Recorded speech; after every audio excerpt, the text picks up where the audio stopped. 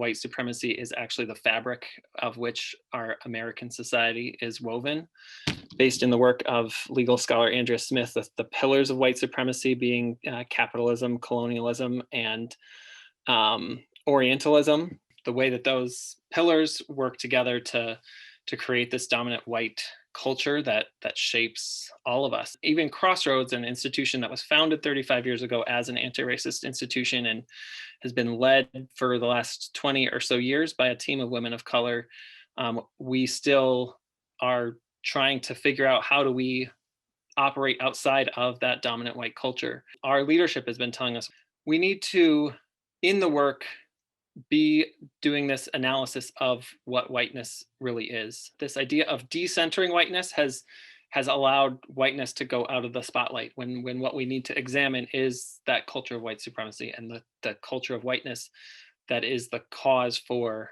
all of the oppression and so forth that we see. And so I think that's sort of like this edge as when you talk about power and the state of race. We need to, in doing this work, of course, center the voices of people of color and follow the leadership of people of color, but to the end of identifying what is this white dominant culture that is shaping all of us so much, and how can we imagine new ways of being that are shaped by multiple voices, and find a shared humanity in all of that. And I love that you brought up these ideas of ways of being, because I think about that a lot. And I have a piece that I wrote for NPQ last year that got reprinted. This we called A Cult of Democracy, which starts to kind of look at like, how do you build a democracy in a space that's all about difference, right? Like, how do you actually build subjectivity that allows for you to live in that kind of space, right? So I'm taking your comment almost as a segue, because I think, when we think about what to build, a lot of us don't think about subjectivities as something to build, but it's actually one of the things that needs to be rethought the most right now, from which a lot of other stuff flows. But I want to hear from others. You're out there doing this work. What do you think we need moving forward? Where are we going? What do we need to do that?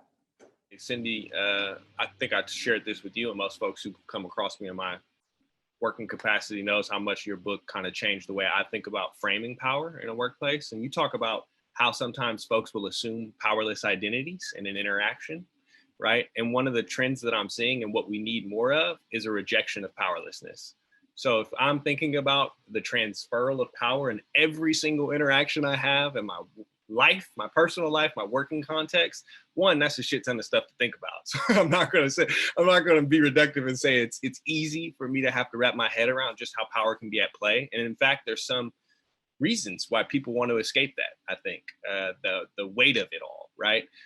But if I am thinking about it with some nuance and some sophistication of how power is at play, then it does afford me more chances to, like I said earlier, to speak plainly about what I am the recipient of, what my needs are. Mona just brought up self-determination and how progressive and how rooted that is in a radical tradition. And I'm seeing the resurgence of that in people's workplaces. Folks saying, no. If we're going to talk about agency and autonomy, I need to tell you what that means to me. And here's how I would operationalize it. So don't just put the word on a piece of paper on a website without me being able to arrive at some meaning that I can then live into. It's that bridge between imagining something that makes sense for a collective of people, but also giving folks the space to say, here's what it looks like in practice. And we need a lot more of that at a more scalable way, but we are seeing it. I believe I'm seeing it, seeing the push for rejection of powerlessness, people actually saying, here's what agency looks like for me in a very, very tangible way. This is what I need for me to continue to believe that autonomy is something that you'd think that I should have in my work environment. Being a bit of a troublemaker and disruptor, I think, having that power without authority in a large system, when it's just you, it's lonely, it's dangerous, and there's not a wraparound or anything to look after you, and it can end up in quite a lot of trauma in the long term. So I think you're right. I think it's about how do we get people to understand their agency, and autonomy is not something somebody gives you. So I really like the point that you've made. Also, I think what you were saying, Noah, about whiteness, I think really defining what whiteness is, but also whiteness for people of color, because that is also a huge problem in our systems.